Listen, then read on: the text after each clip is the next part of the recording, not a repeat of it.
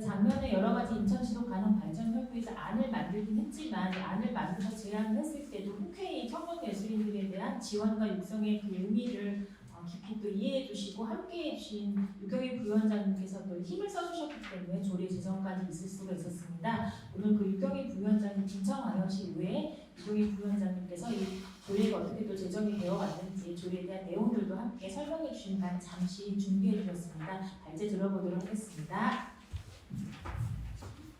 네, 안녕하세요. 유경연입니다. 반갑습니다.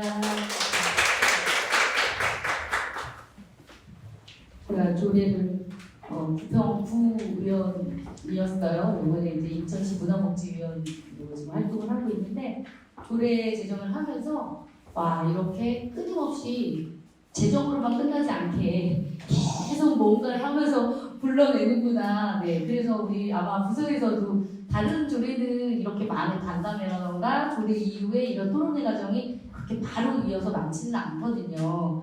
근데 이제 발의한 저나 또 우리 이담 위원이나 또 부서에서 끊임없이 관심을 갖게 만들어 주시는 거에 감사드리고요. 굉장히 거룩한 부담감을 가지고 조례가 잘 적재적소에 잘 활용될 수 있도록 저도 많이 노력하겠다라는 말씀을 드리면서 짧게 준비해온 것을 말씀드리도록 하겠습니다. 10분 이내로 해달라고 하셔서요. 조례 설명하고요. 그 전에 어떻게 조례가 제정이 됐는지 과정을 좀 설명을 해달라고 했는데 아까 이제 설명을 좀 해주시긴 하셨어요.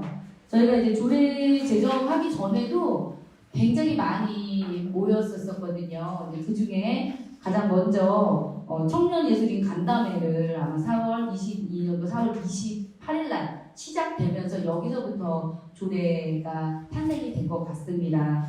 네. 저에게 이제 제가 문화복지위원이고 제가 부평구에서 부평구 청년기본 조례를 할 때 그때도 청년들과 간담회를 굉장히 많이 했어요. 그때 제가 기억에 가장 남았던 건 가장 목소리가 컸던 청년의 직업군은 예술인들이었어요. 청년 예술인들의 안타까운 목소리가 제가 청년 기본 조례 하면서도 가장 크게 와 닿았었고 제가 이제 시에서 우리 인천시에 청년 예술인 지원 조례가 없기에 저희 마음에도 잘됐다 이 조례를 하고 싶다라는 생각을 했었고 또 우리 지속가능 발전 협의회에서 또 미리 또 이렇게 준비를 해주셔서 같이 잘 진행할 수 있게 되었던 것 같습니다. 저희가 토론회도 10월 26일 날 토론회도 가졌습니다. 그때 이제 토론회를 하면서 그때도 이담 위원님도 참여해 주셔서 많은 의견을 주셨었고요. 그때 토론회에 오셔서 많은 청년 예술인들이 많은 의견을 주셔서 그거를 최대한 조례 안에 담으려고 좀 긴 시간이 걸렸던 것 같아요. 그걸 조정하는 시간이. 저희가 설문조사를 조례에 앞두고 22년 9월에 설문조사를 했었는데요. 청년 예술인들의 설문조사를 통해서 공공지원의 필요성이 93%나 되더라고요. 또 청년 예술인들만을 위한 별도의 조례 지정이 필요하다. 또 거의 80% 가까이 됐고요. 왜 경력 단절이 됐냐? 대부분 경제적 어려움이었습니다. 그것이 바로 공공지원의 필요성과 연계가 되는 거 아닐까라는 생각이 듭니다. 그 이전에 21년도에도 문화재단에서 청년예술인 실태조사를 했었어요. 그 내용도 보면 대체적으로 어떤 내용이냐면 경험이 적은 청년예술인들은 공모사업의 경쟁력에서 떨어져서 공모사업 자체에 선정이 돼서 활동할 수 없다. 그러니까 지금 말씀 중견 예술인들이라던가 공모사업의 경험이 많아서 인증이 좀 된 예술인들이 주로 이런 공공지원을 받을 수 있지 청년 예술인들은 그런 지원을 받기에는 너무 경력상에서 부족해서 좀 그런 지원을 받을 수 없었고 그런 청년인들에게까지 이런 공모사업이 전달이 되어지지도 않아서 그런 공모사업 있는 것조차 모르는 청년들이 꽤 많았던 것으로 나타났습니다. 그래서 청년 예술인들이 사실은 우리 인천의 전체 예술인의 50% 이상을 차지하거든요. 그럼에도 불구하고 그분들에 대한 공공지원이 부족했고 그래서 인천 예술 정책의 만족도는 대체적으로 낮은 것으로 나타났습니다. 이런 가슴 아픈 현실이 실태 조사의 결과에 오로지 고스란히 반영됐다라고 느껴졌습니다. 그러면서 저희가 여러 가지 부서와 많은 부분이 부딪히는 부분이 있었습니다. 사실은. 그래서 우리 지속가능발전협의회와 또 우리 이담비 의원님도 함께 많이 해주셨고요. 또 우리 부서에서도 최대한 저희의 의견을 좀 맞춰주시려고 해서 조례가 이제 탄생이 됐습니다. 그러면 조례 내용을 조금 설명드리도록 하겠습니다. 제 2조를 보면요.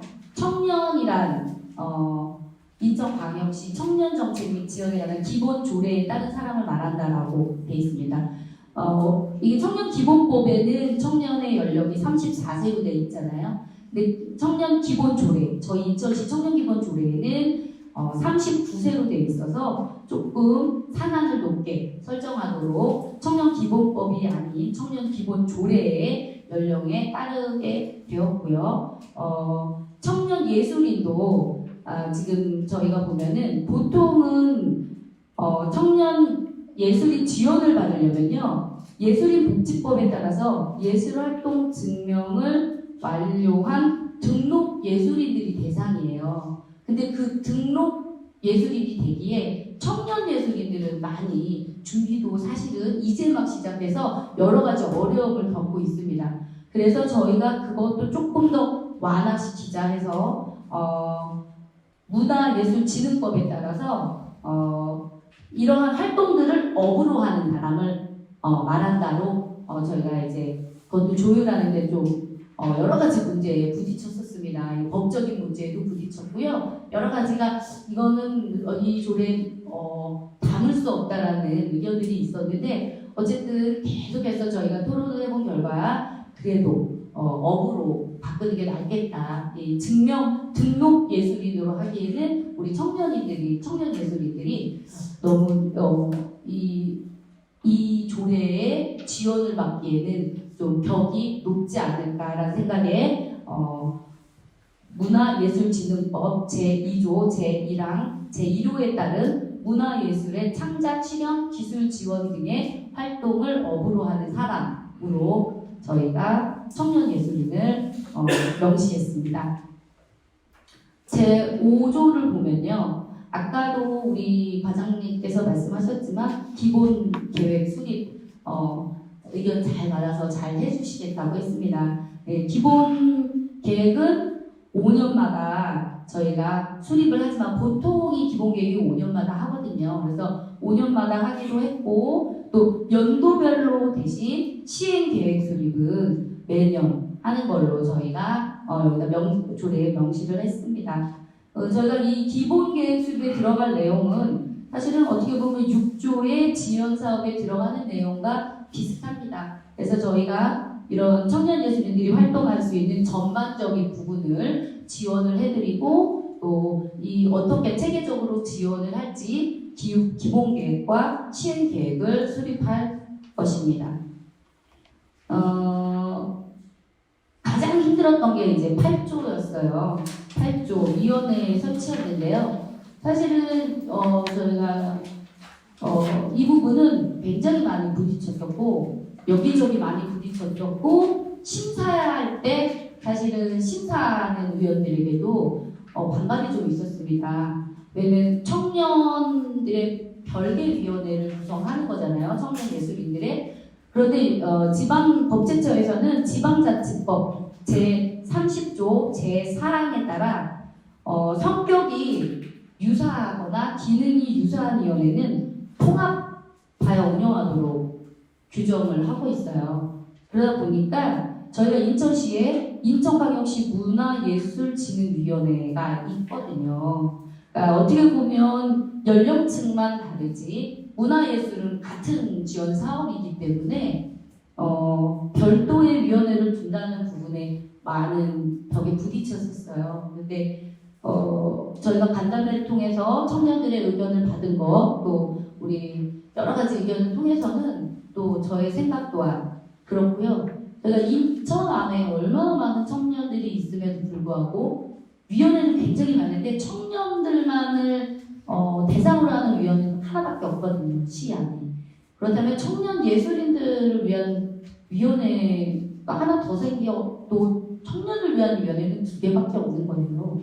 시 안, 인천시 안에서 이렇게 운영한 부서에서 운영하는 위원회를 보자면 그래서 강력하게 요구를 했고 청년들의 목소리를 담아야 되는데 이 문화예술진흥위원회는 청년들이 들어가 있지는 않거든요. 물론 굉장히 예술 경험이 많고 또 청년들, 그러니까 문화예술을 사랑하는 분들이 많이 전문가분들이 들어와는 있지만 청년예술인은 들어가 있지 않아요.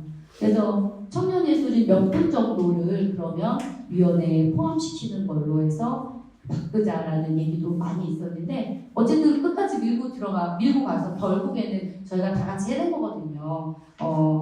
청년예술진흥위원회를 별도로 설치할 수 있도록 이 8조에 담았습니다. 저는 굉장히 기쁘고 바라는 바는요. 이 위원회가 정말 보통 위원회들은 정기회가 1회에서 2회 정도로 운영되고는 절대 모일 일이 없어요.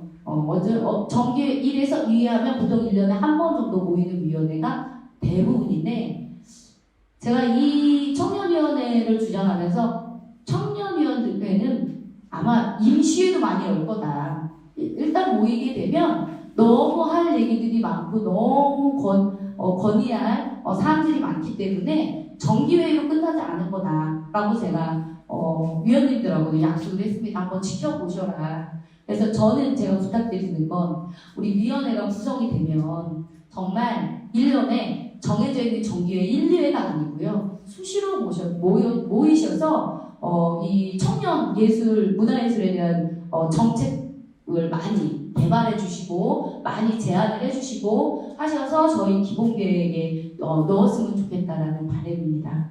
네. 그래서 이렇게 저희가 청년 예술인 예술인 지원 조례를 이렇게 꾸려가는데 작년 4월부터 해서 지금 4월 1년이 딱 지났습니다. 좀 긴 시간이었던 것 같지만 그래도 많은 것을 늘려고 같이 노력을 했고요. 그 부분 많이 잘 적용시키도록 저도 시에서 열심히 간식 갖고 노력하도록 하겠습니다.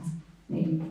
그리고 제가 지금 이제 요거랑은 조금 다르지만 저희가 청년이잖아요. 제가 지금 이제 이후에 준비하고 있는 조례는 영케어러 조례를 지금 준비하고 있습니다. 영케어러는 청년, 가족 돌봄을 오롯이 담당하고 있는 청년들의 이야기를 담은 조례를 준비를 하고 있는데요. 그 부분도 많이 관심 가져주시고요. 문화예술 쪽만이 아니더라도 그 친구들은 어떤 카테고리 안에 들어와 있지가 못하대요. 하지만 그 친구들과도 청년들과 다 같이 저희가 우리 인천의 청년들이 정말 행복하고 잘 살 수 있는 인천이 만들어지도록 저도 열심히 노력할 거고요. 여기 계신 우리 청년분들도 같이 함께 관심 가져주셨으면 좋겠습니다. 네, 이상으로 마치겠습니다. 감사합니다. 유경희 부위원장님 말씀 잘 들었습니다. 다음은 인천문화재단 변순영 예술지원본부장님께서 인천시와 인천문화재단에서 지금 현재 진행되고 있는 청년문화 사업에 대한 소개를 해주시겠습니다. 인천문화재단의 예술인 비치 지원에 해당하는 사업의 방향들, 청년문화 지원 사업에 대한 말씀을 좀 드리고 싶은데요.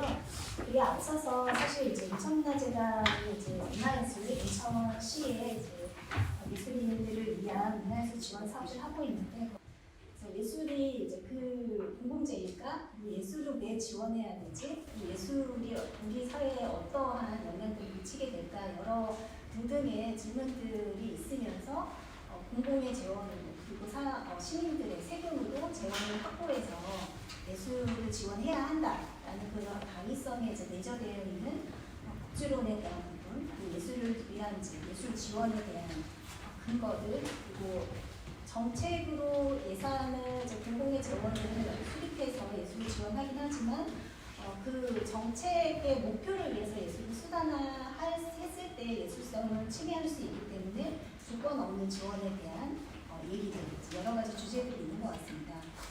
그래서 이제 그 한국문화예술위원회나 저희 인천문화재단과 같이 어떤 제3자의 기구들을 두어서 예술 지원의 어떤 공정성, 그 예술 지원의 한정된 재원으로 과연 누구를 그리고 어떤 프로젝트를 지원할 것인가에 대한 논의들과 토론들이 그동안에 계속 있었던 것 같습니다.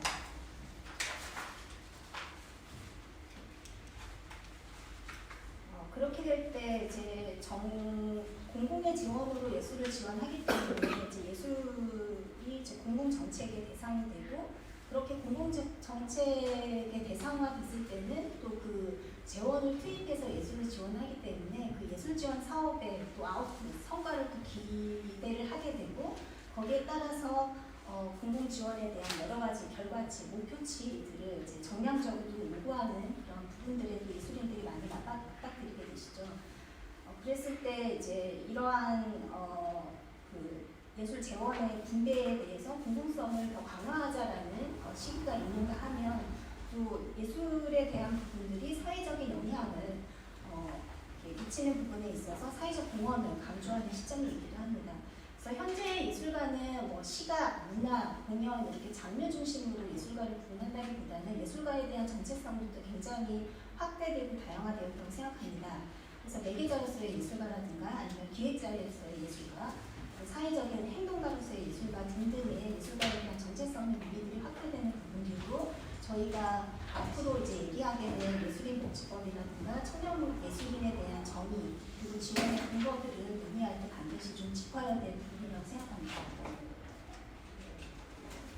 앞서 이제 유경희 시의원님께서 청년예술인 지원 조례에 대해서도 말씀해 주셨다시피 저희가 얼마 전에 지난 1월에 문체부에서 예술인 복지 정책의 기본 계획을 발표했습니다. 2023년부터 2027년까지 5년간의 계획이고 이 계획은 2011년에 제정된 예술인 복지법 제4조 2항에 근거한 최초의 법정 계획입니다.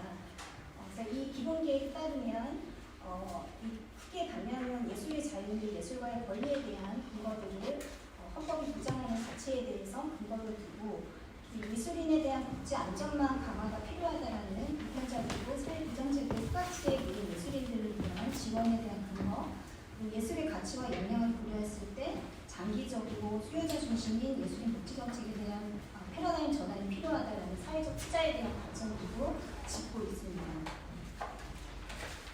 인천문화재단의 예술인 복지 정책과 관련해서 그간에 해왔었던 경과를 좀 요약해서 말씀드리겠습니다. 인천문화재단은 2004년 12월에 설립이 되었고요. 설립이 되면서 인천에 이제 본격적인 예술인 지원 정책이 시작되었다고 말씀드릴 수 있습니다. 예술인 복지 정책과 좀 관련된 인천문화재단의 그간의 사업들을 좀 짚어보자면 2017년 8월에 인천예술단체 일대의 맞춤형 컨설팅 지원이라는 영역을 좀 신설해서 지원한 바가 있습니다. 그동안에 이제 예술인 혹은 예술단체의 좀 자유로운 창작, 발표, 활동의 지원에 좀 치중을 했다면 이제 컨설팅이라는 좀 간접 지원의 형태로 좀 지원에 좀 다각화를 끼했었고요. 2020년 4월에는 인천시와 인천예술인지원센터 운영에 대한 위스탁 협약을 맺고 예술인 긴급 재난 지원금을 지원하게 됩니다. 2020년에는 이제 코로나19가 한창이었을 텐데요. 인천예술인지원센터 사업 관련해서 인천의 이제 예술인 현장소통 간담회 과정을 거쳐서 예술인 창작공간 지원 사업, 인천예술인 긴급 생계 지원, 인천예술인 수련회 수립의 완료를 2021년까지 기하게 됩니다. 2022년 2월 작년 인천문화재단 조직 내 인천예술인지원센터가 신설되었고요. 작년부터 인천예술인 심리상담, 의료지원, 법률지원, 육아돌봄, 인천예술인 이민카드 발급 지원 등을 하고 있고 지금 현재 인천예술인지원센터는 문화재단의 독립된 부서로서 운영을 본격화하고 있습니다. 예술인복지에 대한 정책 환경은 사실 예술인복지법이 2011년에 제정이 되었음에도 불구하고 사실은 이제 정책적인 부분들, 사업에 대한 본격화는 코로나19를 맞이하면서 좀 굉장히 좀 그 국면의 전환을 맞이했다고 말씀드릴 수 있습니다. 좀 거시적인 환경 변화로서는 코로나19로 인한 경제 충격을 모든 분야에서 있었고 특히 문화예술 분야에서는 소비 분야에서는 굉장히 타 분야 대비 이 회복도는 굉장히 둔화되고 지연되어 있습니다. 인구 사회적인 변화도 말씀드릴 수 있는데요. 우리나라는 지금 인구 대폭수가 이미 시작되었고 노년 기간에 대한 미래 세대의 부담이 가중되고 있습니다. 이런 부분은 경제 인구의 부담이 증가가 결국 문화예술 소비에 악영향을 미치고 이거는 이제 문화예술 생태계에도 큰 영향을 미친다라고 말씀드릴 수 있습니다. 문화 기술 환경의 변화도 말씀드릴 수 있고요. 지금 얼마 전에 이제 했던 챗 GPT를 포함해서 인공지능, 문화, 예술 생태계 전반에 이 기술 환경에 대한 변화들이 영향을 미치고 있죠.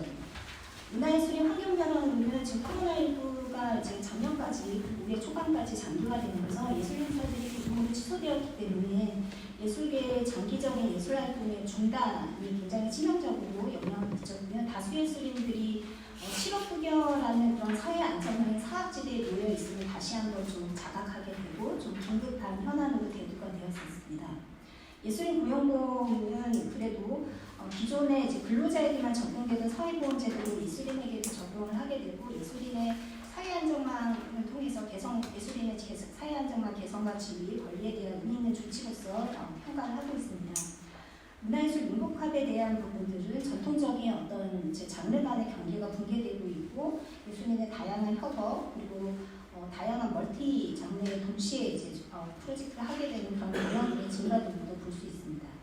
또 지역 예술인의 복지 수요가 이제 증가했다라는 것들을 말씀드릴 수 있고요. 최근에는 중앙에서 이제 지역으로 하달하는 그런 정책 전달 구조가 아니라 지역 특성을 고려한 맞춤형 복지 정책을 추진하기 위한 여러 가지 이제 협의 과정에 대한 논의들도 활발하고 있습니다. 예술인 청정환경 실태는 지금 2021년 예술인 실태조사 문체부에서 발간한 자료에 근거해서 조금 이제 요약해서 좀 추려보았는데요. 예술인 대부분은 잘 알고 계시다시피 거의 75% 정도가 자유계약자이고 이동직 기명, 기간제 등 단기 일자리 혹은 2인 사업체에서 활동하는 비율이 높습니다. 경험 예술인들의 예술활동의 직업 정사 이유는 낮은 소득, 불규칙한 소득 등 소득 관련된 사항으로 예술이 아닌 다른 일자리에서 경험하는 이유가 굉장히 많고요. 근로환경으로는 이제 서명계약 체류 경험률이 지금 절반에 못 미치는 상황이고 업무상 상해 경험률은 다른 일반 근로자 산업재해율 대비 7배 이상 높습니다. 예술활동의 연간 수입은 1,200만 원 미만인 86.6%에 달하고 있고요. 이마저도 최저임금제 기준으로 2,187만 원의 31%에 불과합니다. 그래서 예술활동 및 가구 총수입 평균액 모두 2017년 대비 크게 감소했고 이거는 또 코로나19의 전반적인 경제적인 위기와도 같이 연관이 된다고 말씀드릴 수 있습니다. 이거는 이제 4월 14일 기준 한국예술인복지재단 홈페이지에서 계속해서 업데이트해서 제공하고 있는 예술활동 증명의 통계입니다. 이 중 인천 지역의 예술활동 증명 현황은 지금 7,200여 명 정도가 예술활동 증명에 누적 합계이고요. 이 중에 유효수, 만료수 등등이 있지만 이 중에서 그 미술 분야와 음악 분야의 예술활동 증명 이게가 가장 많고요. 연령층으로는 20대, 30대, 40대가 다수 포진되어 있다고 말씀드릴 수 있습니다.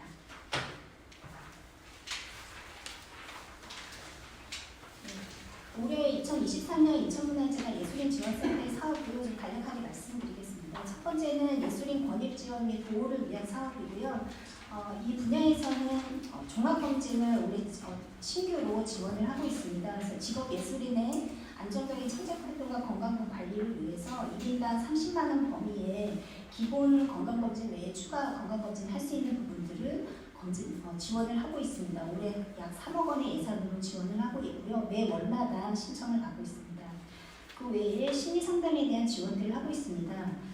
그래서 예술인들도 사실 심리적인 되게 취약성에 취해 있기 때문에 1인당 최대 12회의 전문적인 심리 상담 치료를 할 수 있는 부분을 신청을 받아서 지원을 하고 있고요. 상담 창구를 상시 운영을 하고 있습니다. 그래서 문화예술 관련해서 불공정 행위가 있다든가 아니면 고용보험, 권리부장 등과 관련되어서 법률, 회계, 의무, 전문적인 그런 컨설팅이 필요하거나 자문이 필요했을 때 저희가 자문위원단이 있습니다. 변호사, 회계사, 노무사 등등으로 구성되어 있는 인천예술인지원센터의 자문단을 통해서 이러한 법률 상담을 지원하고 있습니다. 직업예술인의 정량력과 네트워크 강화를 위해서 저희가 분기별로 역량 강화 교육 프로그램을 하고 있고요. 다음 주 월요일에도 저희가 교육 프로그램을 온라인으로 계획하고 있습니다.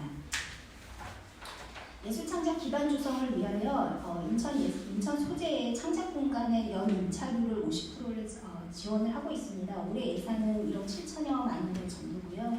작년 기준으로는 한 40건 정도를 지원을 했습니다. 대략 한 건당 지원 금액은 한 300에서 400만 원 정도 임차료를 지원하는 사업이라고 보시면 되겠습니다. 예술인 이용카드 캐시백 지원을 하고 있습니다. 인천 이용카드 외에 인솔레토 증명을 마친 인천예술인 이용카드를 발급하시면 기본 캐시백에 추가 5% 캐시백을 해서 월 30만 원 한도로 지원을 해드리고 있고요. 올해는 이제 인천문화재단 창작지원 사업에 선정된 단체 대표자나 개인 본인의 적법한 예술 노동에 대한 대가 산정에 대한 부분들을 저희가 이용카드의 대표자 사례비로 캐시로 지원을 하고 있습니다.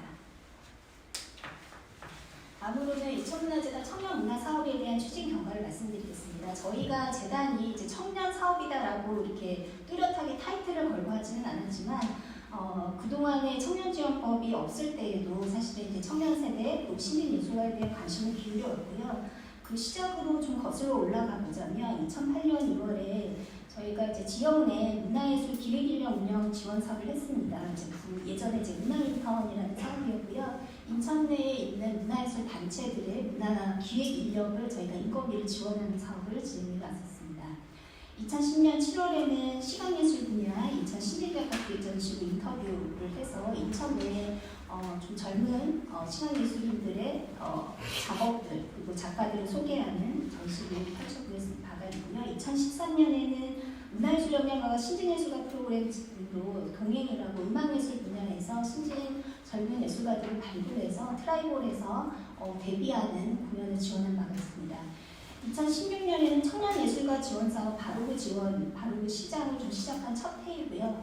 아까 유경희 위원님께서도 말씀하셨듯이 사실 저희가 정기공모로 진행하는 재단의 일반 창작 지원 사업은 사실은 좀 문턱이 높다고 볼 수 있습니다. 그래서 이 바로그 지원은 예술에 대한 경력이나 추가 증빙 자료를 요구하는 거 없이 본인의 아이디어로 저희가 좀 작은 소규모 지원액이긴 하지만 프레젠테이션을 하고 동료 예술가들의 좀 응원을 통해서 지원하는 사업을 시험적으로 시작했고 작년까지도 계속 지속되는 바가 있습니다. 2017년에 인천문화포럼 청년문화 오픈 컨퍼런스를 진행했고요. 17년에는 인천 청년문화대제전을 개최하고 18년에 인천문화포럼 청년문화의 정책제한 컨퍼런스를 개최한 바가 있습니다. 2018년 인천 청년문화창작소에 명칭 공모를 하면서 이제 인천 청년문화창작소의 개소를 좀 준비했었고요. 또 2018년에는 인천형 예술가 지원이라는 이제 생애주기형 지원 사업의 트랙을 새로 신규로 시작을 했었습니다. 그래서 이 지원 트랙에서 유망 예술인 지원으로 문화예술 창작 발표에 좀 경력이나 경험이 좀 부족한 젊은 예술인들이 지원할 수 있는 트랙을 별도로 신설해서 지원을 해오고 있습니다. 19년 한중일 청년작가회의 문학 분야의 이제 컨퍼런스를 개최한 바가 있고요. 2020년부터 지금 현재까지는 인천 청년문화청작소 운영을 본격화하고 인천 청년문화 활성화 방안에 이제 연구 운영을 수립한 바가 있습니다. 지금 현재 인천문화재단에는 청년문화팀이 있습니다. 그래서 청년문화팀은 인천시로부터 청년문화창작소를 지금 위탁 운영받아서 이제 사업을 진행을 하고 있고요. 크게 청년예술인 창작의 환경을 구축하는 분야와 청년 창작 및 기획 역량 강화 사업, 그리고 청년문화창작소라는 이제 인천여고의 자리에 있는 그 커뮤니티 공간을 운영을 하고 있습니다. 그 외에 청년문화 활성화 프로그램 운영 등을 하고 있습니다. 저희가 생각했을 때 청년문화 지원 정책의 정책 대상이라고 좀 크게 구분을 해보자면 이제 청년 예술인, 그리고 청년 문화 기획자, 그리고 문화 친화 청년층이라고 좀 크게 구분을 해서 사업의 방향들을 좀 생각하고 있고요. 청년 예술인의 주로 이슈는 이제 진입 장벽의 문제가 있습니다. 이제 전문 그리고 중견 원로 경험이 풍부한 예술인들에 비해서 이제 일반 지원 트랙에 빈턱이 좀 있다라는 문제가 있고요. 예술활동의 자원이 부족하고 경력의 축적이 좀 부족하다라는 문제, 또 청년 예술인의 독자적인 어떤 활동 공간의 부족, 그리고 성장에 대한 이슈들을 좀 뽑을 수 있고요. 그래서 이에 따라서 저희는 좀 청년 예술인에 특화된 창작 지원과 청년 예술인의 포트폴리오를 좀 추측해줄 수 있는 간접 지원의 형태, 그리고 이 특성에 맞는 영향 강화 프로그램에 대한 부분들을 대안을 생각하고 있고요. 청년문화 기획자의 주요 이슈는 경험 축적의 문제 동일하고요. 그리고 열악한 노동 환경의 문제를 동시에 좀 경험해야 된다는 부분들, 그리고 창업과 어떻게 안착시킬 것인가 라는 이슈들이 있을 것 같습니다. 그래서 내실 있는 인턴십을 어떻게 지원하고 여과 경험을 쌓을 수 있는 기회를 동시에 제공하면서 멘토링과 비즈니스 기반을 어떻게 제공할 것인가가 좀 정책과제로 남을 것 같습니다. 문화 친화 청년층으로는 문화적인 리터러시를 어떻게 좀 이슈, 이 부분에 대한 증진에 대한 이슈가 있을 수 있고요. 이에 따라서 다양한 형태의 문화혁명이나 체험의 기회들을 확대하고 자기주도적인 청년문화 여러 가지 사업들에 참여시키는 부분들에 대한 과제들이 있을 것 같습니다. 청년예술인의 정책 수요 파악은 저희가 2022년에 인천시 청년예술인 집행위 지원 방안을 연구한 바가 있습니다. 그래서 여기에 따르면 기존 청년예술인 지원 사업들이 좀 단기적이다. 그리고 지원 사업에 선정되기 어렵고 지원금이 너무 작다. 그리고 예산을 운영하는데 좀 여러 가지 지원금은 사실은 이제 공적 지원금이기 때문에 예산 지원금을 쓰는 항목에도 좀 제한이 있습니다. 그래서 이런 부분에 대한 어려움들도 호소하고 있고요. 인천 지역에 거주하는 예술인을 조건으로 했을 때는 이제 활동에 대한 범위가 좀 축소되는 제약의 문제들, 그리고 청년 예술인을 발굴하고 성장에 대한 지원이 아니라 결과에 대한 그 결과를 요구하는 프로젝트 중심의 지원 사업들에 대한 문제점들이 좀 지적된 바가 있습니다. 그 후에 사업 평가가 좀 부족하고 협력의 기회 부족, 그리고 이 사업에 대한 홍보 교류 한계들 등의 문제적으로 지적된 바가 있고요. 이에 대한 제한 사업으로 단연도 사업이 필요하고 단계별 지원 시스템 구축, 청년 예술인 커뮤니티 협력 사업에 대한 지원, 그리고 피드백을 좀 적극적으로 제공하고 지원 사업의 대상을 이제 인천 지역의 예술인으로 제한하는 게 아니라 지역의 범위를 조금 더 확동해서 다만 인천에서 활동할 수 있도록 오히려 외부의 청년들도 적극적으로 인천으로 유입하는 부분에 대한 제안도 있었습니다. 창작, 연습, 공연 공간 및 여건 개선에 대한 홍보 지원에 대한 제안도 있었고요. 사업 예산 지원금에 대한 정상 과정의 감소와 예산을 어떻게 쓰는지에 대한 개선에 대한 요구들도 있었습니다. 2023년 이제 인천문화재단의 청년문화예술 지원 사업은 크게 창작과 교육과 공간과 교육, 자리 이렇게 5가지 분야로 좀 포지셔닝을 해봤고요. 여기에 대한 자세한 사항은 다음 페이지에서 말씀드리겠습니다. 첫 번째는 청년문화 활성화 사업의 완성화입니다. 그래서 저희가 올해 청년문화 축제 지원 사업을 공모형으로 곧 진행할 예정이고요. 청년 예술인들이 주도하는 과정 중심의 축제 활동을 총 규모 3억 원의 예산으로 지원을 합니다. 그래서 단일권의 3억은 아니고요. 저희가 공모를 받아서 다양하게 청년의 당사자성을 좀 강조하는 사업들을 지원을 하게 됩니다. 청년문화예술 모임 지원은 1억 5천의 예산으로 진행합니다. 얼마 전에 지금 접수가 마감됐고요. 이제 곧 심의를 해서 상정을 할 예정입니다. 청년문화예술 네트워크 구축을 위해서 지역의 청년문화 라운드 테이블이라든가 여러 가지 다양한 활동들을 할 수 있도록 저희가 지원을 하고 있고요. 청년문화 공간 활성화 사업으로 저희가 지금 청년이 중심이 되는 이제 프로젝트들을 공간 중심형으로 지원을 할 수 있도록 저희가 지난주까지 접수해서 이 부분도 곧 이제 선정을 할 예정이고요. 올해 좀 시범적으로 시작을 하고 있지만 이제 이후에 인천의 이제 여러 기초 자치 문화재단들과 좀 협력해서 거점을 조성하는 부분들에 대한 것도 함께 검토를 하고 있습니다. 청년 창작 활성화 지원입니다. 사각지대가 없는 청년 예술인 및 기획자 지원을 하기 위해서 올해 총 7억 원의 예산으로 지원을 하고요.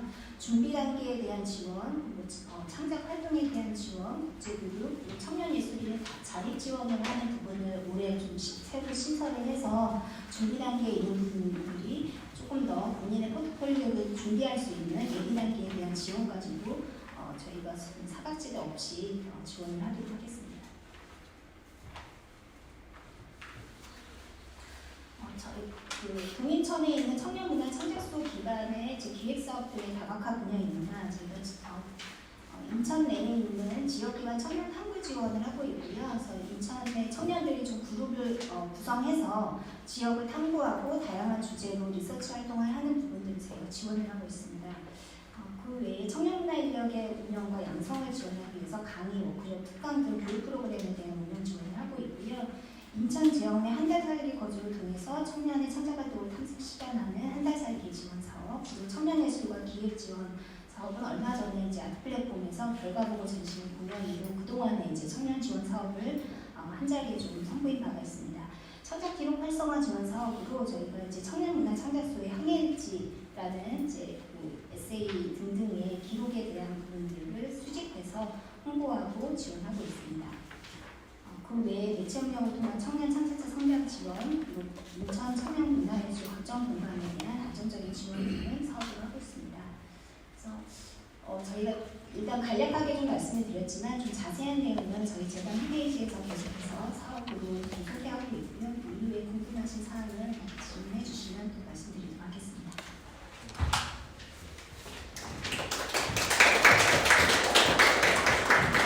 지금부터 종합토론에 들어가도록 하겠습니다. 1부 종합토론은 주로 개인적으로 활동을 많이 하고 계시는 문학 분야와 시각예술, 영상 분야에 대한 예술인 분들을 모셔서 저희가 오늘의 주제처럼 청년이 묻고 중견이 답하다는 주제를 가지고 청년 예술인과 함께 중견 예술인이 서로 이제 경험을 공유하고 또 어떤 문제 의식을 오늘 함께 느끼고 또 이후에 이제 저희가 어떤 청년 예술인 지원 정책을 만들어갈지 얘기해보는 그런 시간 갖겠습니다. 이제 1부는 문학 분야, 시각예술 분야로 하고요. 그다음에 휴식 시간 잠깐 가지고 2부는 공연예술인 분야에 대한 간담회를 이어가도록 하겠습니다. 그러면요, 순서에 비해서 보자. 우리 김한솔이 출판 스튜디오 쓰는 하루, 예, 대표께서 말씀해 주실까요? 안녕하세요. 출판 스튜디오 쓰는 하루 김한솔이 작가입니다. 그래서 이제 예술인으로서 인천에서 살면서 어떤 고통이 있는지, 뭐 생계를 어떻게 유지하는지, 어려움이 있는지 중견 예술인 선배님들한테 이제 묻고 답하는 편안한 자리라고 해서 정말 부담 없이 왔는데 조례부터 시작해서 이렇게 먼저 첫 순서까지 하니까 사실 어떤 말씀을 드려야 할지 정말 많은 생각이 들었습니다. 저는 사실 영화, 만화, 웹툰, 에세이, 출판 이런 개인적인 예술이기도 하고요. 인천 부평에 누구나 작가가 되고 인천을 가장 많은 작가를 배출하는 도시로 만들어보자라는 호기로운 슬로건을 갖고 공간을 운영하는 운영자이기도 합니다. 그래서 제가 이 원고를 쓰면서 좀 혼란스럽기도 했어요. 나는 개인 예술인으로서 써야 하는가 아니면 공간을 운영하는 사람으로서 써야 하는가. 왜냐면 제가 개인 예술인으로서 이렇게 지원받을 수 있는 내용이라든지 뭐 이야기할 수 있는 내용들은 제가 공간 운영자로서 상업적인 이런 월세를 내고 상업적인 유료 서비스를 하면서 생계를 유지하는 사람으로서 고민하는 게 굉장히 다르더라고요. 그래도 어제도 사실 이제 임대료 관련해가지고 여기서 계속 있어야 하는가, 이제 계약 만료 시점이 매년 오르니까요. 그래서 여기서 계속 있어야 하는가, 아니면 다른 데로 가야 하는가, 아니면 이걸 정리를 하고 그냥 개인 예술인으로서 살아야 하는가, 엄청 많은 매일매일 고민을 하거든요. 그래서 저는 개인 예술인으로서는 간단하게 예전에 인천문화재단이나 다른 사업에서는 되게 큰 덩어리들의 사업이 많았다면 제가 간담회나 라운드 테이블을 통해서 의견을 이제 막 전달해드리면 그런 것들이 반영되는 느낌을 많이 받았어요. 그래서 예전에는 그냥 예술인 지원이다 하면 지금 뭐 청년 공간이다, 청년 프로젝트다, 뭐 청년 축제다 그런 피드백들을 보다 보니까 정말 예술인들한테 귀를 많이 기울여 주고 계시는구나 라는 점에서 사실 개인 예술인으로서는 만족도가 좀 계속 커지고 오늘 조례도 이야기 듣고 하면서 조금 희망을 많이 받습니다. 그리고 공간 예술인으로서는 많이 좌절을 했어요. 왜냐하면 살아남기 위해서는 지속적인 투자나 그런 것들이 필요한데 결국은 돈이거든요. 그러면 내가 정말 돈이 많아서 이 지역 문화를 활성화하기 위해서 이렇게 퍼붓는 사람이냐? 사실 저는 아니거든요. 저는 자영업자로도 얘기할 수 있을 것 같아요. 그래서 매달 제 프로그램을 기획하고 지원을 하고 그 시간을 쓰면서 제 개인 예술활동 시간을 쓸 수밖에 못 써요. 사실 정체성이 좀 혼란도 많이 오고 불안감도 많이 커져서 심리상담도 많이 받기도 했고요.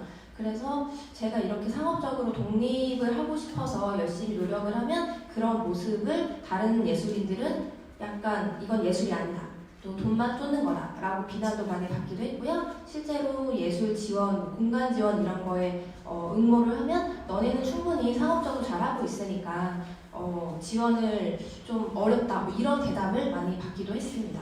그래서 상업적으로 갈 수밖에 없는 구조인데 이걸 그대로 가면 예술인으로서의 혼란과 지원을 못 받는 저 말고도 다른 공간 지원자들, 예술인들 되게 많을 것 같아요. 그래서 그런 부분들을 저 혼자 고민해서는 절대 답이 나오진 않더라고요. 그래서 저는 오늘 공간 예술인으로서 좀 대표로 나온 것 같아요. 오시는 분들 보니까. 그래서 저 말고도 이런 고민을 굉장히 많이 하고 있는 청년들이 많다는 것을 좀 알려드리고 싶었습니다. 그래서 제 얘기는 이렇게 끝내도록 할게요. 예. 그 헌민 과방 스튜디오 대표님. 네. 저도 예전에는 이제 시각 예술가로 이제 활동을 하다가 디자인을 지금 하고 있는 사람이고요. 저도 이게 이런 식으로 진행이 되는 줄 몰라가지고 제 거 글도 보시면요, 저는 그냥 마주보고 얘기하는 그런 작은 시간이고 그냥 이렇게만 보내는데 이게 저는 이 코로나 때문에 청년 예술가들이 힘들다라고 그걸 좀 주제로 던져주셔서 제가 봐오는 지금 현재 공간 운영에서 보는 시각예술 작가분들과 많은 얘기를 하는데 코로나 때문에 어렵다는 좀 약간 시각예술 분야에서는 별로 그렇게 큰 건 아닌 것 같아요. 이거를 이제 인천으로 한정돼서 봤을 때는 생계 이런 것보다도 중요하긴 하지만 그런 것보다도 이제 인천에서 예술 활동들 보여줄 수 있는 기회 부족이 더 크다고 생각을 하고 있거든요.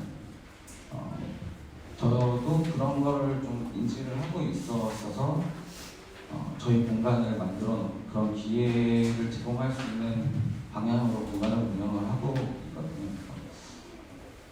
저희는 그래서 저희 공간에서는 좀 청년 예술가들 분들을 좀 지원할 수 있는 방향으로 계속 운영을 하고 있는데 제가 항상 생각하는 거는 재단이나 이런 곳에서 지원을 해줄 수 있는 것들은 분명히 그 사적인 기관에서 할 수 있는 것들보다 규모는 클 수 있어도 뭔가 제한적인 것들이 많다고 생각을 하거든요. 특히 요즘 청년 예술가 분들은 하고 싶은 게 되게 많아요. 그러니까 대부분 이제 재단에서 하는 것들을 따분하다라고 좀 표현을 많이 하거든요. 너무 형식적이고 이틀 안에서 해내야 되니까 우리가 하고 싶은 걸 할 수 없어라는 게 많아요. 그런 제한 사항들을 좀 재단에서 많이 좀 풀어주실 수 있는 방향이 있거나 아니면 이런 것들을 할 수 있는 공간들을 좀 인천에 많이 확보를 하는 것들이 좋은 방향이라고 생각을 하거든요. 재단에서 운영하는 공간들을 늘리는 것들은 실상 그렇게 크게 도움이 된다고 보지는 않고 있습니다. 저는. 어차피 관에서 운영하는 공간에서는 어차피 우리가 하는데 제약이 있고 하고 싶은 걸 할 수 없고 뭔가 그 장벽도 높고 그러다 보니까 이제 제가 생각하는 거는 그냥 인천에서 계속 운영을 할 수 있는 공간들을 좀 지원해 주실 수 있는 방향이 좋지 않을까라는 생각을 했고요. 그리고 이제 지원금 같은 경우에 이제 시각예술 부분에서 지원금을 인천에서 많이 받아야 거의 한 500만 원 수준으로 알고 있거든요. 창작 지원금을 500만 원을 받으면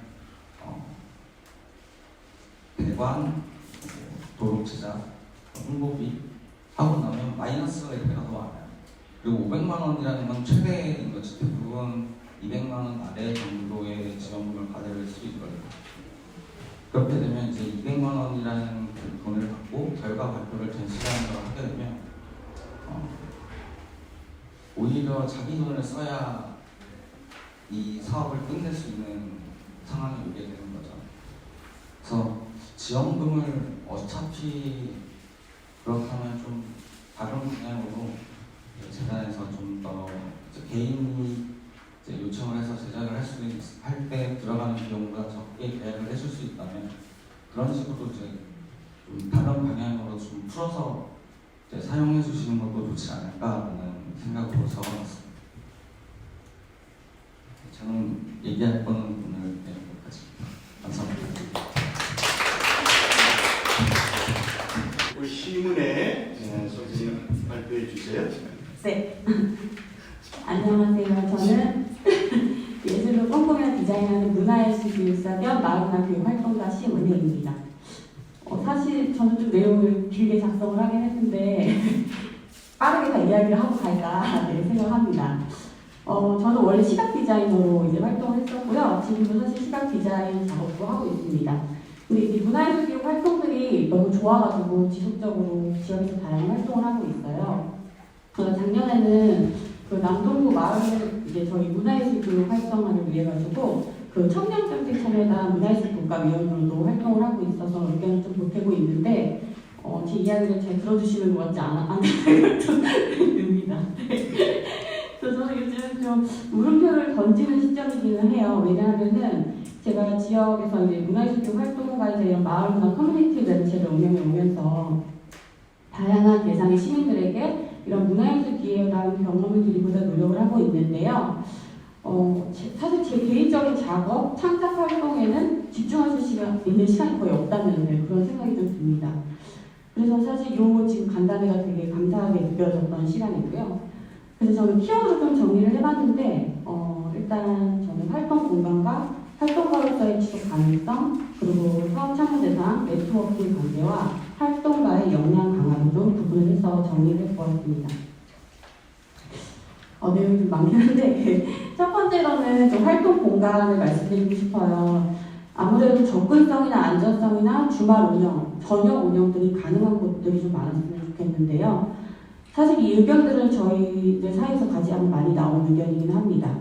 저는 제 공간을 사용하고 있지는 않고요. 지역에서 공간을 내어주신 공동체 선생님께서 계셔가지고 그 공간을 함께 활용을 하고 있는데요. 사실 어떤 다른 지원도 받지 않으시면서 그 공간을 내어주고 계세요. 그래서 저희는 그래도 계속 이렇게 활동을 할 수 있다는 생각이 가장 크게 듭니다. 그래서 매번 감사하다고 인사를 이제 드리게 되고요. 사실 삶과 이런 일치된 예술교육을 위해서는 학교뿐만 아니라 이런 다양한 문화시설들에서 우리 이제 예술 활동을 할 수 있는 공간을 장으로 활용을 할 수 있게 열어주셔야 되는데 사실 제가 이런 교육 운영을 위해서 도서관이나 뭐 자치센터나 이런 것들을 뛰어가는 곳도 있는데 안전 문제나 이제 주말 이제 오픈해 주시는 것, 저녁에 오픈해 주시는 것에 대해서 조금 꺼려하시는 경우가 상당히 많고요. 그리고 이제 책임 수치 문제, 이런 것 때문에 좀 어려움이 많이 있었습니다. 그래서 매년 저도 이제 마을학교도 운영을 하고 있는데 사실 저희가 지금 운영하는 공간이 조금 위험하다고 보여도 위험한 곳에 있긴 해요. 그래서 골목에 있기도 하고 이제 좀 아이들이 혼자 오기에는 위험한 곳이긴 한데 제가 항상 부모님들께 말씀을 드리죠. 꼭 같이 와주시고 같이 데려가 달라고. 네, 이제 이런 것들을 하면서 조금 고충이 좀 많이 있습니다. 그래서 저는 좀 인원수 적은 학교라든가 이런 열악한 센터들 있잖아요. 그런 것들을 좀 리모델링 해주셔서 공간을 좀 자유롭게 좀 활용할 수 있게 해주시면 얼마나 좋을까라는 생각도 가끔 하는데 좀 어려우신 것 같고요. 그리고 좀 활발히 활동하시는 분들 계시잖아요. 공간 운영을 하시는 분들. 그 분들이 좀 구심점이 되어서 같이 그 공간을 좀 활용할 수 있게 그런 지원들을 조금 활성화해 주시면 되게 좋지 않을까라는 생각도 합니다. 그리고 이제 뭐 문화공간 이제 유지 여부 실태조사 같은 것들 하고 계시긴 하실 것 같은데 기존 공간과 청년 예술인, 그러니까 지역 자원을 활용해서 다방면에 이런 사업들을 좀 열어주시고, 그리고 저희 뭐 문화 공간뿐 아니라 카페나 이런 시설들하고도 연계할 수 있는, 상생할 수 있는 그런 지원들을 같이 좀 고민해 주시면 좋을 것 같습니다. 사실 문화 공간을 운영하다가 문을 닫는 경우들도 많이 보게 되는데요. 어떤 연구에서는 청년 문화시설 조사 결과 인천시에는 청년들이 자유롭게 활용할 수 있는 공유 공간과 문화예술 창작한 공간이 없다, 부족하다라는 뭐 이런 연구 결과들이 있어요. 그러니까 이런 것들을 보면 참 결과가 안타깝다는 생각이 좀 들었습니다.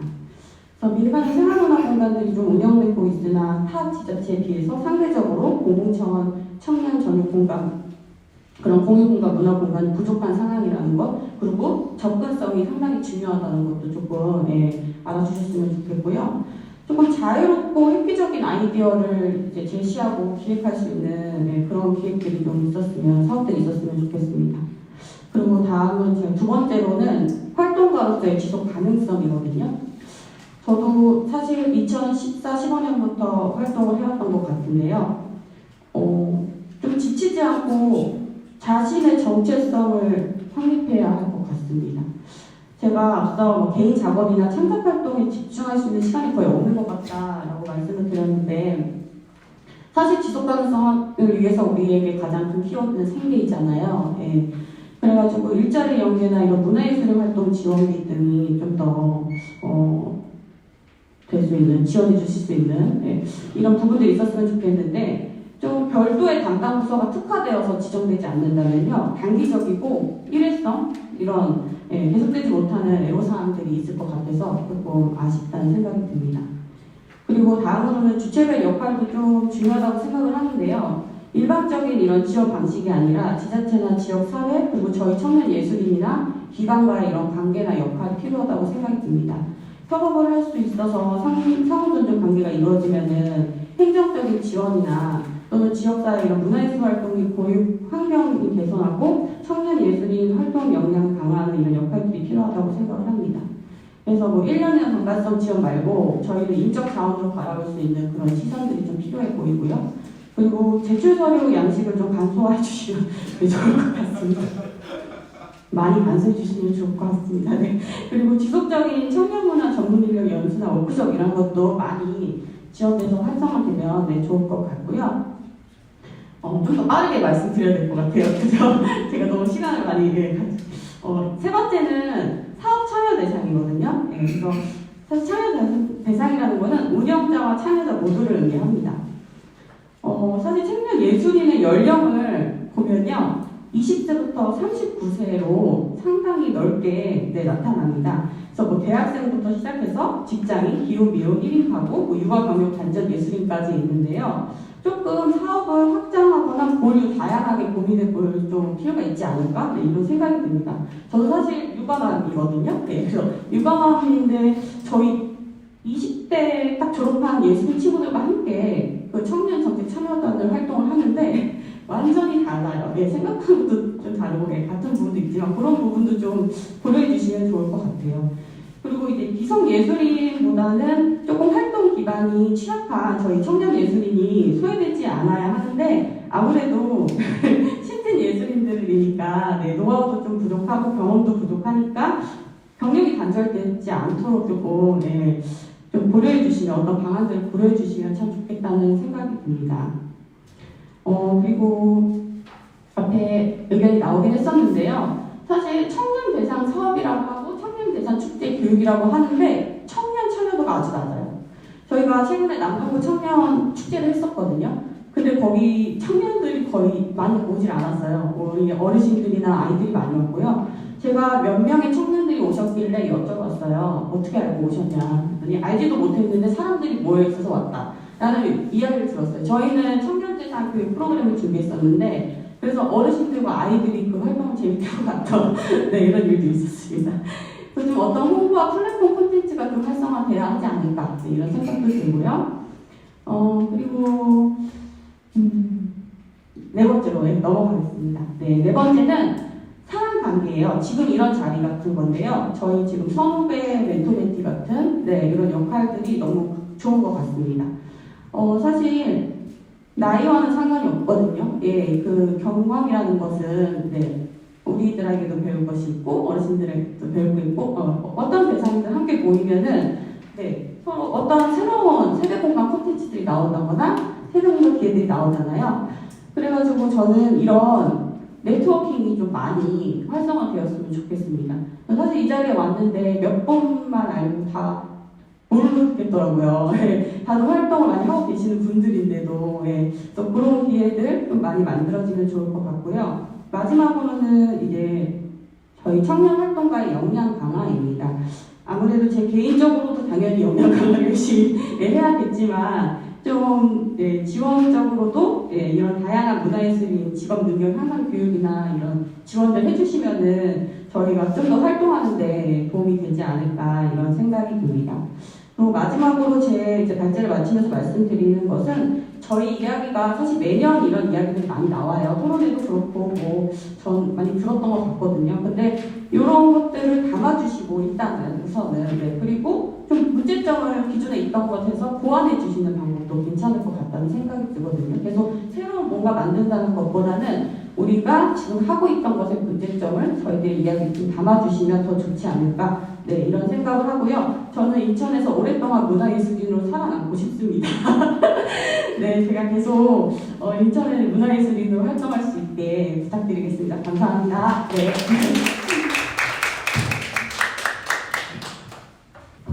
안녕하세요. 저는 성균관대학교 부업문학과에서 공부하고 있는 이여진이라고 합니다.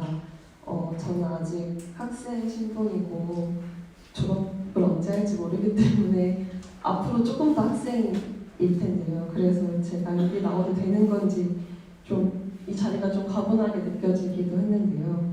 근데 연구 또한 상상력을 요구하고 창작하는 일이라고 했을 때 그래서 제가 인문학 연구를 하고자 하는 준비생으로서 또 글을 쓰는 것을 업으로 삼고자 하는 사람으로서 제가 어떤 고민들을 하고 있는지 말씀을 드리는 것이 이 자리에 초대해 주신 이유라고 생각을 했고요.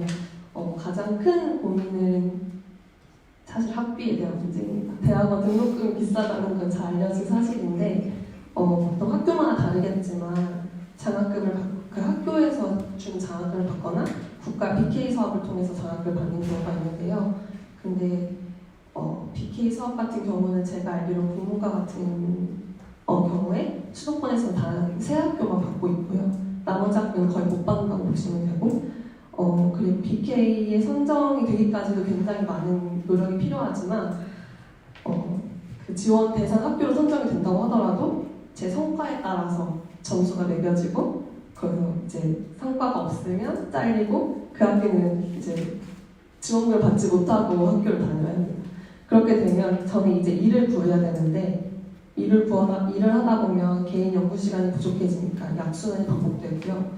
또 BK 같은 경우에는 제가 전입제 대학원생이라는 걸 매번 증명해야 해요. 그러니까 앞서 말씀하셨던 것처럼 제가 연구와 공부를 업으로 하고 있다는 걸 매번 증명해야 하거든요. 4대 보험 가입돼 있지 않다. 그리고 건강보험 자격, 그런 득실 확인서 이런 되게 구체적인 서류들 매번 요구받고 있고요. 그래서 만약에 이제 지원을 받게 된다면 지원을 받는다고 하더라도 언제든지 끊길 수 있다. 당장 이번 학기에 받더라도 다음 학기에 못 받을 수 있다는 불안감에 매번 이제 불안감에 살고 있는 것 같습니다. 그리고 또 한편으로는 이런 과정 중에 성과에 대한 스트레스를 받는 것이 옳은 것이냐는 고민을 하는 분들도 있고요. 그리고 사실 아까 그 선생님들께서 말씀해 주신 거 들으며 생각했던 부분인데요. 그 정책 대상 안에서도 지원 대상을 어떻게 뽑고 계신지 또 예술 분야가 다양하다는 점을 고려했을 때 선정 기준은 무엇인지 또 제가 인천 청년 예술인으로서 어떻게 저를 증명하고 정체성을 이제 서류를 통해서 보여드릴 수 있는지가 가장 궁금했어요. 당장 제가 이걸 신청한다고 했을 때. 그래서 제가 청년 연구자로서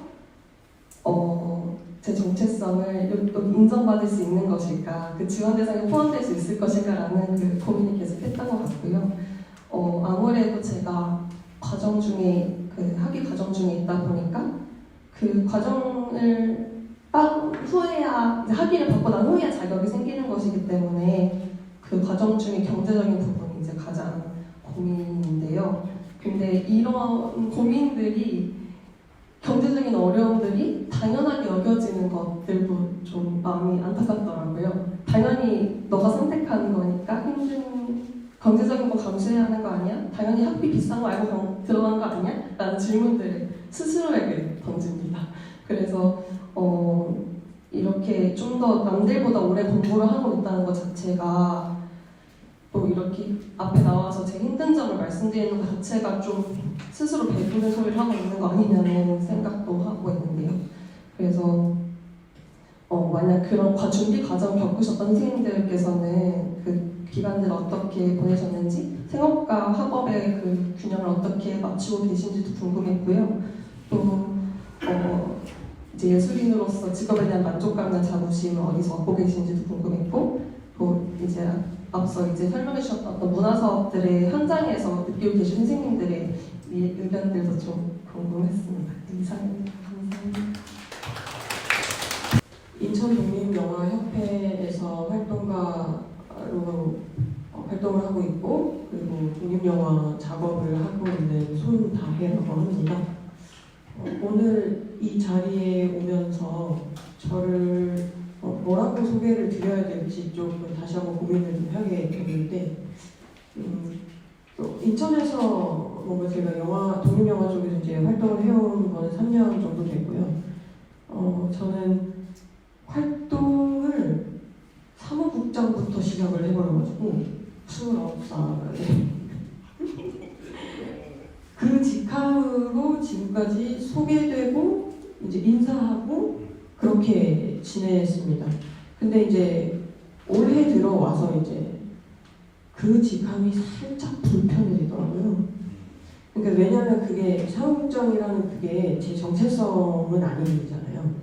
그저 직함일 뿐이고, 제가 뭐 그 전에 뭐 대단한 어떤 업적이 있어서 그런 마치 기업에 채용 스카우트 되는 것 마냥 그렇게 되는 케이스도 전혀 아니었고, 그래서 이제 정체성을 깊게 이제 고민을 하기 시작을 했고, 그래서 이제 이 기회를 통해서 이제 좀 정돈을 해보다가 이제 얼마 안 되는 삶이지만 이제 어떻게 내가 살아왔나 한번 이제 훑어보기 시작을 했는데, 이제 단어로 이제 좀 저한테 좀 붙여봐야 되겠다라고 이제 뭐가 좋을까 고민을 이제 막 이렇게 하다가 이제 하나를 고르는 거예요. 그게 이제 1번에 딱 나와 있는데요. 떠돌이 청년입니다. 네. 일부러 제가 여기에 뭐 지역만 써있지 제가 무슨 일을 했는지 구체적으로 이렇게 쓰진 않았어요. 그게 의미가 없을 것 같아서 오늘 이 자리에서 이 지역을 돌아다니는 걸 보시면 진짜 떠돌이 그 자체거든요. 미성년자였던 시절을 빼고 20살이 됐던 2011년부터 이제 지금까지 저는 이제 부모님으로부터 독립을 해서 1인 가구로 지금까지 계속 살고 있고요. 돈은 늘 없었습니다. 그래서 단 한 번도 서울에 살아오지 못하고 늘 가장자리에서 좀 살아왔던 것 같아요. 서울로 일을 다닐 때도 서울에 살지 못하고 그 가장자리에 있었고요. 인천으로 넘어가서도 그랬습니다. 10발자국 걸어가면 다른 시, 다른 구, 다른 동이 나오는, 구체적으로 말씀드리면 제가 북해삼동 살았다가 주안팔동 살았다가 십정일동 살고 있거든요. 자꾸 10발자국 차이로 다른 구가 되는 그런 경계, 가장자리에서 계속 살아왔는데요. 뭐 부동산 얘기하는 게 아니니까 여기서 좀 넘어가겠습니다. 포인트는 뭐냐면 인천으로 넘어오는 초반까지 제가 이 많은 지역을 떠돌며 살았는데 마음 둔 곳이 한 군데도 없었어요. 태어난 고향이 밀양 말고는, 네, 밀양 말고는 지금까지 인천에 오기 전까지 마음을 뒀던 지역이 단 한 군데도 없었습니다. 2004년부터 2017년까지. 2018년도에 이제 제가 계약직, 심지어 파견직으로 서울에서 근무를 하던 방송국에서 이제 계약 만료로 퇴사를 하고 2018년을 딱 맞이를 했는데, 이제 그때 제가 27살이었거든요. 근데 이제 그쪽에서는 이제 굉장히 20대 여성을 굉장히 소모품처럼 이렇게 좀 그렇게 말하면 안 되는지 갈아친다는 느낌으로 좀 활용을 합니다. 근데 더 이상 27이 딱 됐는데 내가 2년, 왜냐면 계약 기간이 법적으로 2년이거든요. 2년 지나면 정규직 전환시켜줘야 되니까. 2년을 더 만약에 이쪽 업계에서 일을 한다면 내가 29에 퇴사를 할 텐데 그러면 그 이상의 내가 이 영역에서 일을 할 수 있나? 없다고 판단이 들었습니다. 그래서 이제 좀 2018년에 이제 뭐 퇴직금 뭐 얼마 안 되지만 퇴직금, 실업급여 뭐 기타 등등 해가지고 1년을 백수로 지냈습니다. 그때 이제 놀면 뭐하니 느낌으로 이제 주변에 어떤 프로그램이 있었어요. 송도 쪽에서. 거기에서 다큐멘터리를 만드는 프로그램인데 시민 참여로 해서 시민이 직접 다큐멘터리를 만들어야 된다는 거예요. 그래서 너무 재밌겠다. 놀면 뭐하냐 해서 들어가게 됐고 그 기회로 지금 여기까지가 있습니다. 이게 밀양을 떠난 이후로 제가 처음 마음이 간 도시인 거예요, 인천이.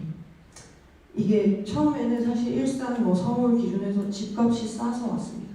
네, 솔직히 월세가 싸서 왔어요.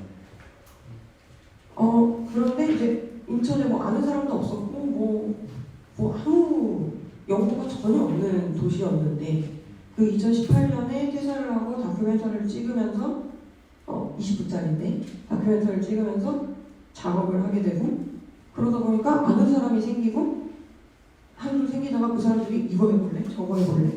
해주고 그러다 보니까 시간을 보내게 됐고 제가 문득 나 여기서 살아야 되겠다 라는 마음이 그때 이제 처음 생긴 거예요. 그러니까 떠돌이 청년이었던 제가 이제 1번에 이렇게 쓴 의도는 이제 그걸 말씀드리고 싶었던 거죠.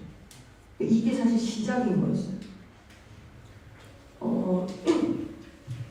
오늘 이제 초청을 받았을 때 청년 예술인의 생계, 그러니까 지속적으로 예술 활동을 이어나갈 수 있는 배경을 구축하고 정주할 수 있게 하기 위한 것들에 대해서 이제 이야기를 하고자 한다고 하셔가지고 이제 이렇게 시작을 해봤고요.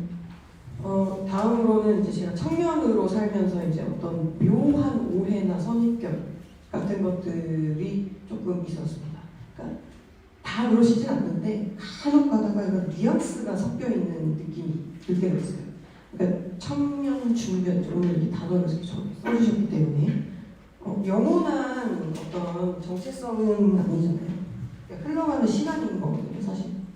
그러니까 그럼에도 청년과 중년이라고 이렇게 딱 이름을 명명하는 것 자체는 사실 시대가 달라지고 환경이 바뀌고 그때는 맞았고 지금은 그때는 틀렸는데 지금은 맞는 이런 지점들을 계속 이제 눈앞에 계속 발견을 해 가기 때문에 이렇게 분류를 해놨다 정도로 생각을 하고 있어요. 그 안에 예술인으로 사는 사람은 똑같거든요. 세상이 바뀐 거지. 그런 의미에서 이제 당연히 청년 예술인도 그렇고 중년 예술인도 그렇고 모두 프로페셔널입니다. 마치 이제 혹자는 청년 예술인을 이제 아마추어에서 프로의 세계로 진입하려는 혹은 이제 막 진입한 조금 이제 약간의 이제 계급적, 수직적으로 이제 그렇게 바라보시는 분들이 간혹 계시나요? 근데 이제 그게 사실은 청년이고 중년이고 할 거 없이 스펙트럼이 이제 간혹 넓어지는 거라고 생각을 하거든요.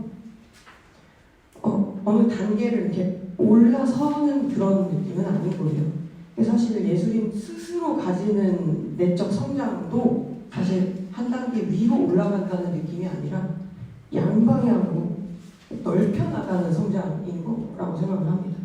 그래서 항상 이렇게 스스로 경계를 하고 성찰하고 내가 위로 올라가고 싶어서 이 작업을 하고 있는 건 아닌지 이렇게 조금 개인적으로는 조금 성찰을 가끔 이렇게 하면서 정신 차려야지 이렇게 살고는 있거든요.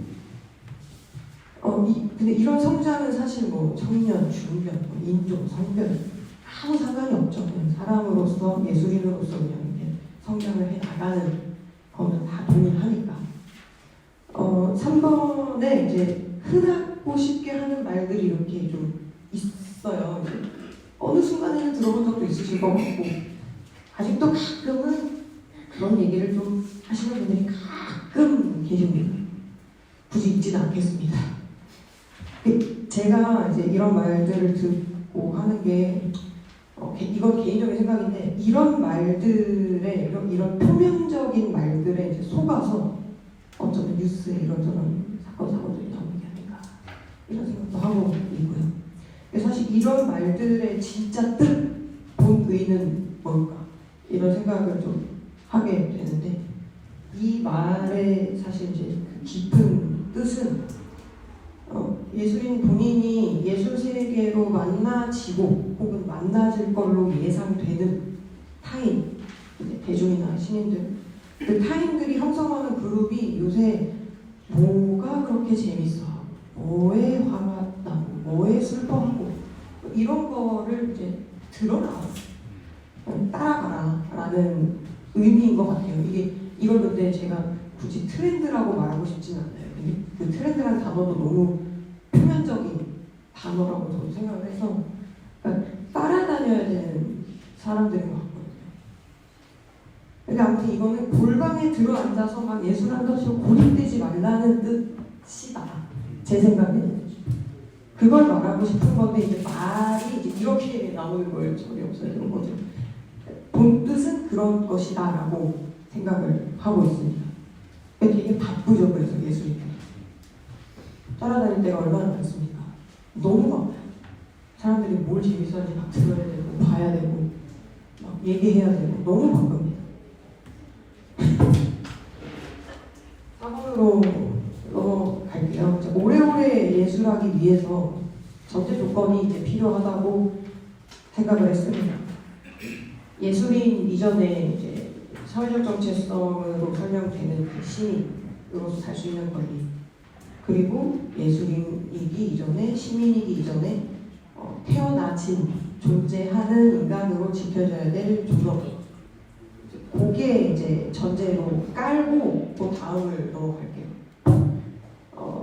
5번에 이제 노동, 작업, 활동 이렇게 나눴는데 요거는 이제 예전에 이제 제 활동 초창기 때 저의 약간 스승님 역할을 해주셨던 분께 굉장히 감명 깊게 들은 말이거든요. 이거는 원래는 이제 한나 아렌트라는 정치 이론가 분이 하신 말씀이라고 합니다. 저는 이제 그 스승님의 언어로 이제 재해석한 버전을 들었기 때문에 이제 그런 느낌을 들어주시면 좋겠습니다. 그러니까 인간이 삶을 꾸려나가는데 실행하는 행위들을 이제 세 가지로 분류할 수가 있다고 해요. 권리와 존엄을 지킬 수 있는 또 자본주의 시대다 보니까 배제할 수 없는 돈, 내 생계를 꾸려나가기 위한 노동, 그리고 이제 나의 고유한 어떤 것을 만드는 행위가 이제 작업인 거고요. 예술인들로 이제 비유를 하면 이제 나의 예술 세계 안에서 탄생되는 작품을 만들고 내 예술 세계를 이제 넓혀 나가고 하는 그 행위를 작업이라고 볼 수 있을 것 같습니다. 돈은 안 벌려도 됩니다. 가능은 하더라고요. 돈을 버는 건 이제 노동의 영역이니까요. 그리고 이제 마지막은 이제 활동 영역인데, 내 예술 세계, 내 역량, 고유하게 내가 가지고 있는 것으로 내가 속한 이 사회의 구성원으로서의 한 역할을 수행하고자 하는 행위, 그거를 이제 활동으로 저는 염두에 두고 있습니다. 이거는 이제 저의 기준으로 말씀드리면 오늘 이런 자리에서 이제 제가 이렇게 떠들고 있는 것이 활동이 아닌가 그런 생각을 합니다. 이 세 가지가요 아주 딱 떨어지게 구분되지가 않아요. 아시다시피 시작은 뭐 누가 이거 알바 좀 할래? 뭐 이런 식으로 노동으로 시작하는 경우가 간혹 있어요. 근데 하다 보니까 어느새 뭔가 내 마음이 동하기도 하고 이게 굉장히 깊은 의미가 나한테 울림을 주는 것 같고 뭐 이런 과정을 통해서 어느새 얘가 작업이 되어 있는 경우도 많거든요. 그래서 내가 노동을 한 건가 작업을 한 건가 헷갈리고 있는 와중에 그 결과물이 나오면 그 결과물로 사람들을 또 만나게 되는 경우가 있어요. 이제 그렇게 되면 또 그게 활동까지 영역이 넓혀지는 건데 그러면 결과적이긴 하지만 그게 이제 노동에서 시작해서 작업으로 그리고 활동까지 이어지는 과정이 되어버리는 거죠. 그러니까 예술인의 삶에서 이 세 가지 영역이 굉장히 뚜렷하게 존재해야 하고 동시에 엄청 유연해서 언제든 움직일 수 있고 이것들이 언제든 막 섞일 수가 있어요. 중요한 거는 이제 이것 세 가지 중에 어느 것 하나가 빠지면 안 된다는 거예요. 그러니까 예술인으로서 타인을 만날 수가 없다. 이 세 가지 하나가 빠지면 대중을 만날 수가 없다고요. 뭐가 더 중요하고 뭐가 우선순위고는 없어요. 대신에 포션은 동일한데 대신에 한정된 시간이라는 현실 안에서 모든 영역을 동시에 발현시키기는 좀 어렵죠. 8일 동안 내도록 택배 상황 잘 가려 막 하다가 짬내서 자기 작품 만들 수 있고 근데 그 동시에 활동까지 사람들까지 만나라 할 수 있는 분이 계실지 모르겠지만 죽을 수도 있을 것 같거든요. 너무 힘들어서. 그러니까 비유 차원에서 이제 영상 편집을 이렇게 이제 세 가지로 갖고 왔는데 요거는 이제 오해하시면 안 되는 게 결과물을 상상하시면 안 되고요. 이 영상 결과물을 만들기 위해서 편집 프로그램을 띄워놓고 그 앞에 앉아서 머리를 뜯고 있는 사람을 상상하시면 좋을 것 같아요. 그러니까 동시에 비디오 트랙으로 이제 촬영 요거를 깔아놓고 오디오를 깔아놓고 효과를 막 넣고 동시에 작업을 할 수가 없습니다. 순서가 있는 거죠. 작업의 순서. 작업의 순서를 가지고 이제 뭐 개인 작업자마다 성향마다 다 다를 거예요. 근데 그 순서가 자기 나름의 행위의 순서가 있어요. 근데 저희끼리는 그런 말 해도 되죠. 노가다라고 표현하기도 하거든요. 근데 그게 이제 뜻이 뭐냐면 효율적일 수가 없다는 말씀을 드리는 거예요. 이 세 가지의 순서와 작업과 이 행위들이 효율적일 수가 없어요. 효율이 존재하지 않아요. 지겹고 지루하고 엄청 힘듭니다. 효율을 쫓으면 어느새 실수를 하게 돼요. 누락되거나 영상을 봤는데 이게 대체 뭔 소리야? 하는 영상이 나오거나 이런 식으로 되어버려요. 이게 그러니까 다시 돌아오면 노동과 작업과 활동이 한 번에 이루어지면 완전 베스트. 근데 이게 무슨 얘기냐면 내가 작업을 하면서 돈을 벌면서 다양한 활동으로 이어지는데 이런 활동에서도 내가 바란 건 아니지만 어느 정도 활동비를 막 주고 이러면 뭐 베스트죠. 네, 그렇지 않을까요? 그러면은 이제 이런 자리가 없어지겠죠. 그렇게 되면은 어찌됐든 이제 예술인들 특히 이제 청년 예술인들은 내가 예술인으로 살기 위해서 이런 과정을 가야 한다는 걸 염두에 두셨으면 좋겠다는 거. 그리고 이제 우리 선배님들 또한 이런 세 가지의 영역을 어떻게 넓혀 나갈 수가 있을지에 대해서 좀 고민을 해주셨으면 함께 고민을 해주셨으면 좋겠는 거. 그래서 뭐 나는 뭐 이거 만드는 사람, 난 작업자야. 넌 기획자, 난 작업자. 나는 실현자, 너는 담당자. 무대 만들어서 나 불러줘.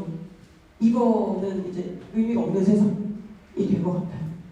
1인 크리에이터 뭐 어쩌고 이런 말들이 되게 많은데 오해하시면 안 되는 게요. 그러니까 이렇게 하는 게 힘들어요.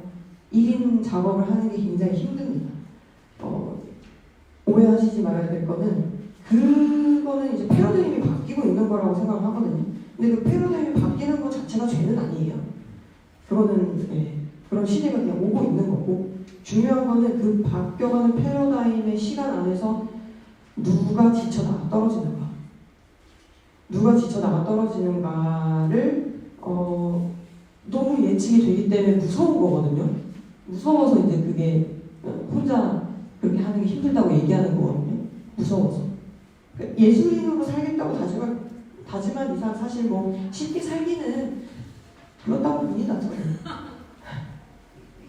왜냐면 그렇잖아요. 세상에 대해서 고민을 하는 사람들이 어떻게 쉽게 살 수 있겠어요. 그래도 그러기로 했다면 혼자 남겨두면 안 된다. 혼자 몰입되는 상황을 스스로 혹은 타인을 내버려두지 좀 말아라. 어느 과정에서도 효율은 없으니까요. 한 겹 세밀하게 작업하고 누적시키고 그걸 나누셔야 되는 거라고 생각합니다.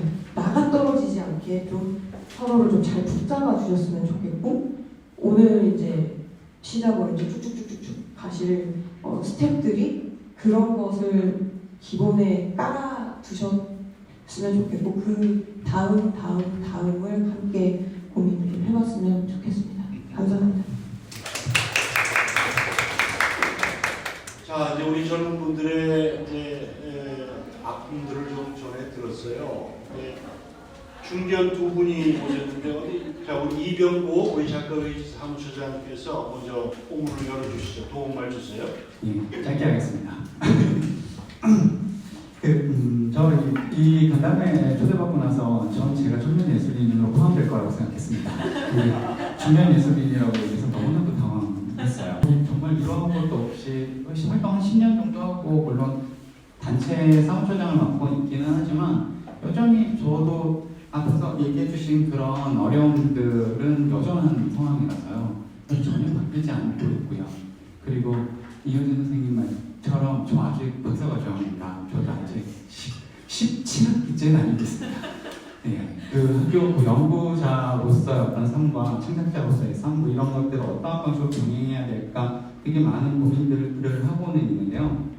저는 둘 다 하는 건 상당히 어려운 일이라고 생각합니다. 그래서 저도 당장 청탁 들어오고 원고료 들어오는 글을 쓰지 제가 어디에다 뭐 돈을 투고해서 돈을 그 계좌료를 주면서 해야 되는 그런 글들은 너무 안 쓰려고 하고 있습니다. 그만큼 결국은 먹고 사는 문제들이 가장 더 중요하니까요. 그 앞에서 얘기했던 그런 고민들의 대부분은 결국 시나 뭐 문화재단에서 문화재단의 지원 문제로 소속되지 않을까 싶습니다. 거기에 대해서 과연 중견 예술인으로서 참석한 내가 무슨 대답을 할 수 있을까? 할 수 있을까요? 전 딱히 할 수 있는 말은 별로 없을 것 같아요. 그냥 그저 제가 경험한 거 저는 그러면 그 대학원 계속 다니면서 살아남기 위해 저는 작가로서 시인으로서 평론가로서 살아남기 위해서 상당히 많이 노력했습니다. 등단한 해에 제가 13년 1월 1일에 등단했는데 그때 같이 나온 신문 기사는 2003년부터 2013년까지 등단한 작가들 중 10년 전 등단한 작가들 중에서 이 10년을 거쳐서 살아남은 작가, 지금 여전히 글을 쓰고 있는 작가는 몇 명이나 있는가였습니다. 정말 몇 명 안 됐거든요. 5% 정도만 활동을 하고 있고 나머지는 다 활동을 하지 않고 다른 생계 직업인으로 살고 있습니다. 다른 직업인. 저는 그때 그 목표는 10년 뒤에 여전히 글을 쓰고 있는 사람, 불려주는 사람, 청탁하면 편하게 청탁할 수 있는 어떤 사람이 되려고 하는 그런 꿈이 있었어요. 그래서 개인적으로 이런 지원 사업들 여전히 계속 꾸준히 발표하고요. 그리고 무엇보다 단체 활동 같은 것들을 하려고 많이 노력했습니다. 이거는 이천 작가 회의만이 아니라 다른 평론가 저보다 다 어린 평론가 친구들, 근데 저보다 다 등단을 빨리 한 친구들하고 모여서 요즘 포럼이라고 하는 걸 만들어서 같이 2달에 한 번씩 포럼 개최하고 활동하고 그리고 또 다른 예술가들, 그림 그리는 친구들이라든가 음악하는 친구들 그런 친구들하고 역시 하나를 만들어서 또 뭐 인터넷이라든가 뭐 음반도 내는 활동도 하고 같이 이런저런 활동들을 했거든요. 살아남기 위한 가장 좋은 방법은 아까 손대현 선생님이 얘기해 주신 것처럼 혼자 남겨지면 안 된다라는 거죠. 누군가와 같이 함께 더불어 할 수 있도록 어딘가 소속되고 혹은 소속이 아니더라도 팀을 꾸려야 되고 뭔가를 계속 만들어야 된다고 생각을 합니다. 그리고 다른 어떤 지원보다 어차피 뭐 돈을 직접 지급해주는 건 그 재정의 한계로 인해서 지속될 수 없을 거라고 생각이 됩니다. 그리고 결국은 다 나눠줘야 될 테니까요. 그거보다 저는 공간을 좀 더 좋은 그 젊은 예술인의 청년 예술인에게 공간을 줌으로써 그 공간 내에서 다른 장르의 사람들을 많이 만나게 되고 그리고 그 안에서 새로운 아이디어를 생성하고 그것을 활동으로 작업으로 만들 수 있는 그런 특정한 공간이 필요하다고 생각합니다. 그런 공간이 있다면 저한테도 좀 연락 주시고 공간으로서 그런 특정한 공간을 만들어서 주는 것도 중요하지만 지금 그 쓰는 하루라든가 빠빠 스튜디오처럼 지역에 여기저기 분포되어 있는 게릴라처럼 분포되어 있는 그런 공간에 대한 지원도 분명히 필요하다고 생각합니다. 단순히 임대료 50% 지원해 주는 것 물론 그것도 중요하죠. 그것만으로도 큰 힘이 될 거라고 생각은 하지만 거기에서 작가들이 혹은 뭐 다른 예술인들이 활동을 할 수 있도록 그 장소를 임대해주고 하는 그런 프로그램들을 조금 더 지원해 주셨으면 좋겠습니다. 저도 인천작가회에서 올해 인천시 지원 사업을 통해서 동네 책방과 작가들 연계해가지고 하는 프로그램을 진행하려고 지원을 받아놓은 상황이거든요. 그래서 책방들을 좀 돌아다니면서 같이 이야기를 나누고 어떤 방식으로 할 수 있는지 그리고 당연히 그 공간을 활용하게 되면 거기에 합당한 돈을 지불하는 걸로 그런 방식으로 하고 있어서 저는 그런 활동이 가능하도록 하는 것 그리고 그런 활동을 할 수 있도록 우리 청년 예술인들과 중견 예술인 저도 하고 싶습니다. 예, 중견 예술인들이 함께 좀 같이 머리를 좀 맞대었으면 좋겠다고 생각을 합니다. 예, 저는 이렇습니다. 그다음에 윤종필 대표님 CCS25인데 이거 잠깐 좀 설명 좀 해주시고 말씀해 주시죠. 원래는 CCS 5인데 잘못된 거고요. 아 그래요? 네. 525요? 네, 525입니다. 네. 원래는 이제 컬렉티브 커뮤니티 스튜디오 525인데요. 아 여기서의 스튜디오 525는 제가 유학 시절에 쓰던 방번호입니다. 네, 스튜디오 5인데 제가 어쨌든 유학을 갔을 때 언어적으로는 일단 좀 불리했죠. 외국인이다 보니. 그러다 보니까 이제 프랑스 친구들을 사귀었는데 저는 이제 한국에서 미대를 졸업하고 들어간 거고 거기 있는 친구들은 이제 막 들어와서 그 친구들하고 어울리면서 제 기숙사 방에서 자주 모였었는데요. 거기서 이제 저는 그 친구들에게 작업하는 방식을 좀 가르쳐주고 그 친구들은 이제 저와 함께하면서 저에게 언어를 가르쳐주고 그러니까 그런 활동들을 꾸준히 하다 보니까 나름대로 이런 활동들 좀 시너지가 생겼다. 그래서 그 이후에 이렇게 하는 커뮤니티적 활동들에 대해서 관심을 좀 많이 갖게 됐고 제가 단체를 2009년도에 이제 인천을 만들면서 이제 많은 걸 생각을 한 거죠 그때. 그래서 뭐 대안적 예술활동으로서의 커뮤니티도 있었으면 좋겠고 컬렉티브도 있었으면 좋겠고 그러다 보니까 그때는 이제 장정 실력이 없다 보니까 그러니까 내가 하고 싶은 걸 다 때려는 거예요. 그러니까 단체 이름이 컬렉티브 커뮤니티 스튜디오요. 저도 가르치기 힘든 이 상황까지 와서 그래서 나중에는 이제 제가 커뮤니티 작업을 하면서 제 프로젝트 이름을 꾸물꾸물 문학교로 바꿉니다. 그래서 그 꾸물꾸물 문학교는 그냥 일반인들도 좀 이렇게 대략 뭐가 있는지 정확하게 모르더라도 좀 접근하기 쉽지 않을까? 그래서 오히려 지금 인천에서는 꾸물꾸물 문학교 교장으로 더 많이 좀 알려지고 있고요. 그래서 가끔 제 단체 이름은 사업할 때 단체 이름을 쓰더라고 쓰긴 하는데 여전히 힘든 부분이 있습니다. 그래서 저는 그렇게 유학을 2009년도 8월에 이제 마치고 한국에 와서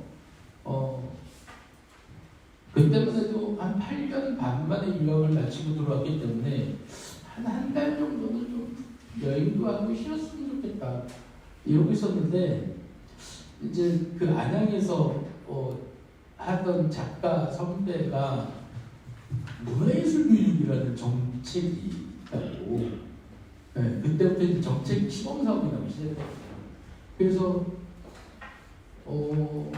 그야 말대로 그때는 기름값이라도 벌면 어떻겠냐. 그때 뭐 제가 어떤 돈벌이도 없었으니까요. 그야말로 저 이제 기름값이라도 좀 벌어야 되겠다라고 시작을 하는 거죠. 그래서 그때는 도종항사부터 시작을 했던 거고 하다 보니까 그 당시에 또 이제 곧 공공미술 프로젝트들도 정책서 나오기 시작을 하죠. 그러니까 공공미술 프로젝트와 문화예술 교육 사업들을 이렇게 하면서 그때는 작업이라고 생각하지 않았고 그나마 정말 기름값이라도 벌고 나름의 내 용돈 뭐 생계까지는 안 되고 그 당시 뭐 부모님 집에 얹혀서 살았으니까 뭐 내가 활동하는 데서 용돈 정도라도 좀 벌어야 되겠다라고 시작했는데 지금까지 이루고 있는 거고요. 그래서 독립을 하긴 해야 되겠는데 이제 결국 이제 지금 계속 나오고 있는 공간의 문제인 거죠. 근데 이 공간의 문제는 지금까지도 늘 문제인 거죠, 사실은. 뭐 지금 제가 자가를 갖고 있는 뭐 어떤 제 작업실이 있는 것도 아니고 뭐 지금도 거의 대부분은 대학 강의를 나가고 그게 아마 그 중에서 공간에 월세를 내는데 꽤 많은 비중으로 지금 나가고 있고요. 그래서 이런 청년들의 문제에 있어서 이 공간은 지금 중견이라고 저 단어가 계속 거슬리긴 하는데요. 사실은 잘 안 쓰는 단어를 지금 갑자기 저에게 중견이라고 하니까 제 마음은 아직까지 청년이거든요. 중견이 된 이 상황에도 사실은 청년 예술인과 그렇게 상황은 크게 다르지 않은데 나이만 먹는 그런 상태인 것 같습니다. 제 개인적으로 볼 때는. 글쎄 모르겠어요. 이거를 중견이 묻고 원로가 대답하면 좀 모르겠는데 이게 청년이 묻고 중견이 대답하기에는 아직 답이 없는 그런 상황인 것 같긴 합니다. 그래서 좀 그런 창작 공간에 대한 문제가 좀 있을 것 같습니다. 그래서 여전히 아직 예술인 복지가 11년부터 발의가 돼서 나오긴 했지만 아직은 선별적 복지이지 좀 보편적 복지는 아니어서 그거 역시도 내가 가난해요를 증명해야만 어떻게든 조금이라도 지원을 받을 수 있는 그런 상황이 좀 불편하기도 하죠. 그래서 좀 그런 부분이 더 앞으로 나아질 거라고는 생각을 합니다만 아직까지 그런 부분에 좀 문제들이 있는 것 같고 글쎄요. 중견 예술인으로서 뭐 선배로서